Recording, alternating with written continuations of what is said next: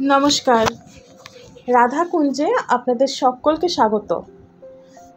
ভিডিওতে বেশি কিছু বলার নেই। আমাদের বাড়িতে আজকে বাঁধাকপির পরোটা তৈরি হয়েছিল এবং তারপরে গোপালকে ভোগ দেওয়া হয়েছিল। তো সেটাই বাপি বানাচ্ছে আর মামুনিও সাথে হেল্প করছিল। তো ভিডিওটা দেখতে থাকুন আর আমি কিছু বকবক করব সেটা শুনতে থাকুন। বছরের তো প্রায় শেষ হতে চললো।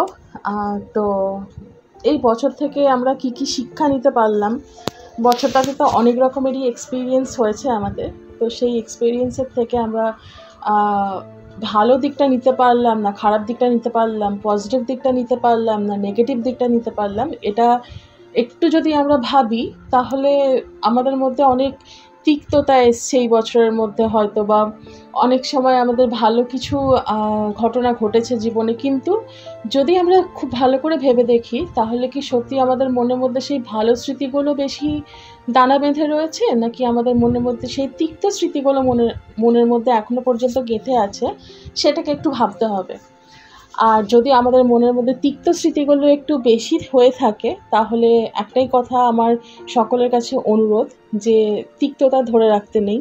তিক্ততা ধরে রাখলে পরে কিন্তু নতুন বছর যেটা আমরা শুরু করতে চলেছি সেটা তো অবশ্যই আমরা কেউই চাই না যে তিক্ততা দিয়ে শুরু হোক। কারণ আমাদের আগের বছরের তিক্ততা আমরা কেন নতুন বছরের মধ্যে সেইটাকে বহন করে চলবো, তাই না?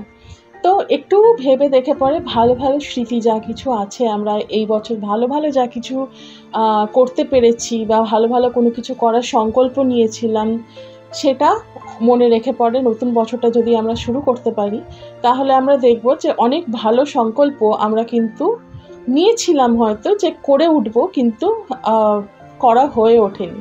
তাহলে চলুন প্রথম আমাদের যে সামনের বছরটা আসছে সেই সামনের বছরটাতে আমরা সেই ভালো ভালো যে সংকল্পগুলো ছিল যেগুলো আমাদের সেই বছর হয়তো করে হওয়া ওঠেনি কোনো কারণে হোক, যে কোনো কারণে হোক, সমস্ত তিক্ততা ভুলে সেই ভালো সংকল্পগুলোর ওপর ফোকাস করে সেই ভালো সংকল্পগুলোকে এই বছর পূর্ণ করার চেষ্টা করি। নতুন বছরে পুরনো যা যা কিছু আমাদের সাথে বাজে ঘটেছে সেগুলো তো আমাদেরই জীবনের অঙ্গ, সেগুলোকে ভুলে যাওয়াটা বলা সহজ, কিন্তু হয়তো বা ভোলা যায় না। কিন্তু আমাদের মধ্যে বুদ্ধিমান সেই হবে যে কিনা সেই তিক্ত অভিজ্ঞতাগুলো থেকেও শুধুমাত্র অভিজ্ঞতাটাকে সঞ্চার করে নিয়ে, শুধুমাত্র অভিজ্ঞতাটা নিয়ে সেখান থেকে যে লেসেন্সগুলো আমরা শিখেছি, যে এটা করলে পরে হয়তো এরকম একটা আউটকাম হতে পারে, এই জিনিসটা করলে এরকম একটা আউটকাম হতে পারে, সেই যে এক্সপিরিয়েন্সটা, শুধুমাত্র সেই এক্সপিরিয়েন্সটাকে নিয়ে পরে আমরা যেন ভবিষ্যতে আবার সেরকম তিক্ত ঘটনার সম্মুখীন না হই, সেটাকে মাথায় রাখা উচিত। আমাদের কিন্তু তিক্ত অভিজ্ঞতাগুলো যতটা পারা সম্ভব ভুলে যাওয়া উচিত, ভুলে গিয়ে একটা নতুন বছর নতুন শুরু করে এগোনো উচিত। যদিও কিনা প্রত্যেক বছরই একই হয়, তো সেখানে আমাদের জীবনে নতুন নতুন অভিজ্ঞতা ছাড়া আর কিছুই হয় না। হঠাৎ হঠাৎ এমন এমন ঘটনা ঘটে যায় জীবনে যেগুলো কিনা আনএক্সপেক্টেড, কিন্তু সেগুলোর জন্য নিজেকে রেডি রাখতে হবে এবং সেগুলোর জন্য নিজেকে রেডি রাখার জন্য আমাদের সেই আগের বছরের বা বিগত বছরে আরও আগের বছরের যে তিক্ত অভিজ্ঞতাগুলো ছিল সেগুলো থেকে আমরা যে শিক্ষাগুলো নিয়েছি সেই শিক্ষাগুলোকে প্রয়োগ করব এবং ভালো ভালো যে অভিজ্ঞতাগুলো হয়েছিল সেটার যে ফিলিংসগুলো, অনুভূতিগুলো তারপরে ঘটেছিল, ভালো কাজটা আমাদের সাথে হওয়ার পরে বা ভালো কোনো কাজ করার পরে যে ভালো ফিলিংসগুলো আমাদের মধ্যে এসেছিল, সেইটাকে মাথায় রেখে পরে সেই ফিলিংসগুলো যেন আমরা আবার ফিল করতে পারি, আমরা যেন আবার সেগুলোকে নিজেদের জীবনে আনতে পারি, সেগুলোর জন্য চেষ্টা করতে হবে। আর সেগুলোর জন্য চেষ্টা করতে গেলে আমাদের সামনের জীবনে, আমাদের শুধু একটা বছরের তো কথা নয়, সামনের জীবনে সেই ভালো কাজগুলোকে আবারও করব, সেই ভালো মনোভাব নিয়ে আবারও চলবো এবং তিক্ততা থেকে যে এক্সপিরিয়েন্সগুলো আমরা গেইন করেছি সেটাকে নিয়ে পরে আমাদের সামনের জীবনে কাজে লাগাবো।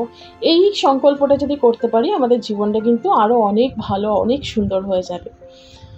তো এখানে দেখতে পাচ্ছি যে পরোটা বাপি তৈরি করছে, মামুনি বেলছে, এগুলো করছে।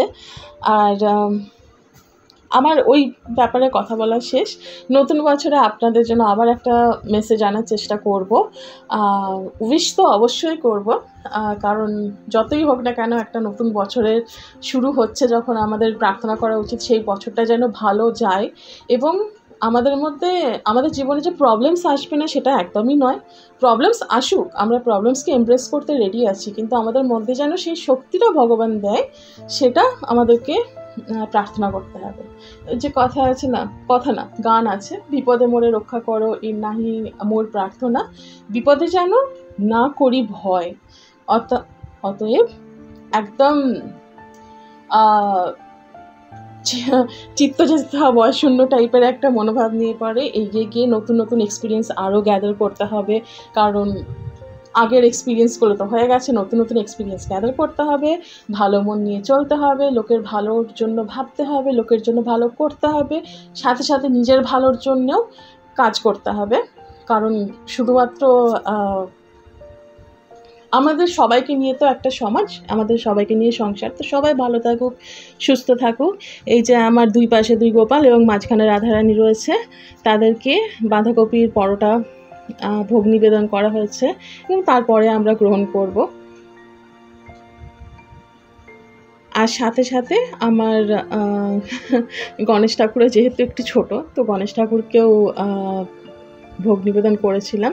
এটা অ্যাকচুয়ালি আমরা সন্ধ্যের দিকে বানিয়েছিলাম, তো সেই জন্য আর সবাইকে ভোগ দেওয়া হয়নি।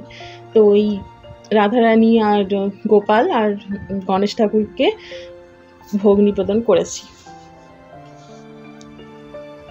একটু গরম ছিল পরোটাটা, সেজন্য ছিঁড়ে পড়ে আর মুখে দিতে পারিনি। সবাই ভালো থাকবেন, সুস্থ থাকবেন, ধন্যবাদ।